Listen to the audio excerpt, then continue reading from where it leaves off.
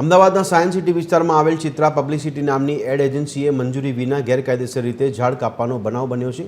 એજન્સીએ જાહેરાતનું બોર્ડ બરાબર ન દેખાતું હોવાનું કારણ આપીને ઝાડ કાપી નાખ્યા હતા। નિયમ મુજબ એડ એજન્સીએ ઝાડ ટ્રીમિંગ માટે પણ એએમસી વિભાગની મંજૂરી લેવાની હોય છે। જોકે મંજૂરી વિના આ કૃત્ય આચરવામાં આવ્યું હતું। ત્યારે ડેપ્યુટી મ્યુનિસિપલ કમિશનરે આ ગંભીર બેદરકારી બદલ એજન્સીને ₹10 લાખનો દંડ કરવા માટે મ્યુનિસિપલ કમિશનરને પત્ર લખીને ભલામણ કરી છે।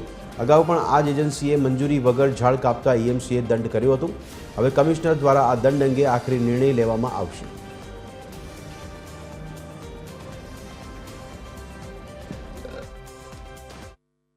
અર્પણભાઈ કોણે મોકલ્યા તમને? એ માનસભાઈ કરીને કોઈ કોન્ટ્રાક્ટર છે એમને મોકલ્યા। માનસભાઈ કયા રોડમાં કાપવાનું કીધું તમને? બસ આ રહે છે કે હા, કયો આ રોડ કયો કહેવાય? એ તો ખ્યાલ નહીં સર। તો એમને કાપવા આવી જાઓ છો? એટલે આ ન્યૂ સાયન્સ સિટી કહેવાય ને કે લખાણ આપ્યું છે ને તમને સાહેબ અમને તો કઈ લખણ ના તો તમે માનસભાઈ કોણ છે? એ કોન્ટ્રાક્ટરો જ હોય મોટા કોન્ટ્રાક્ટર એમની કંપની નામ શું છે? એ તો સર ખ્યાલ ના હોય એમને। આ હોર્ડિંગ્સ માટે કાપવાનું એટલે કે થોડું દેખાતું થાય એટલે આટલું પેલું શું દેખાતું થાય? હોર્ડિંગ થાંભલાના? હા, એ દેખાતું થાય એટલે કાપવાનું કીધા? હા, કોન્ટ્રાક્ટરે કીધા અમને। કોન્ટ્રાક્ટરે કીધા? તમને કેટલા રૂપિયા આપે? મેં કીધું ને સર કેટલા? 3000 રૂપિયા મને આલે। 3000 આપે? કેટલા ઝાડ કાપે તો? પર નાઇટના પર નાઇટ ના આપે?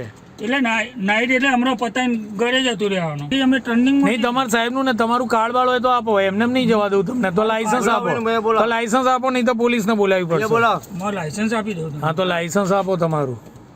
અહીંયા બોલાવ ત્યાં શેઠને લાયસન્સ આપો તમારું। કપાણ કીધો ઝાડ આવી હતી આની છેકથી છેક કાપી દીધા બધાએ। તમે જોત ખરા કાકા? તમારી પ્રાઇવેટ ઝાડ માટે ઝાડ કાપી નાખવાનો એના સરકાર કેટલા રૂપિયા ખર્ચે હોર્ડિંગ માટે થઈને તમે આવી રીતે ઝાડ કાપો?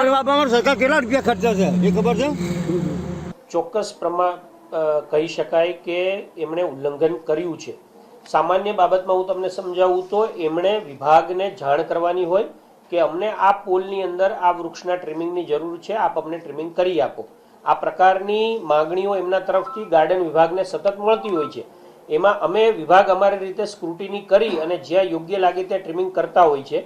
પણ એવું નથી કે એમણે જાતે ટ્રીમિંગ કરી નાખવું। એમણે જાતે ટ્રીમિંગ કર્યું છે એટલે એ દંડાત્મક શિક્ષાત્મક કાર્યવાહીનો ભાગ બને છે। એટલે એના માટે ફાઇલ ચલાવી અને એમને દંડ કરવા માટેની કામગીરીમાં આપણે આગળ વધ્યા છીએ।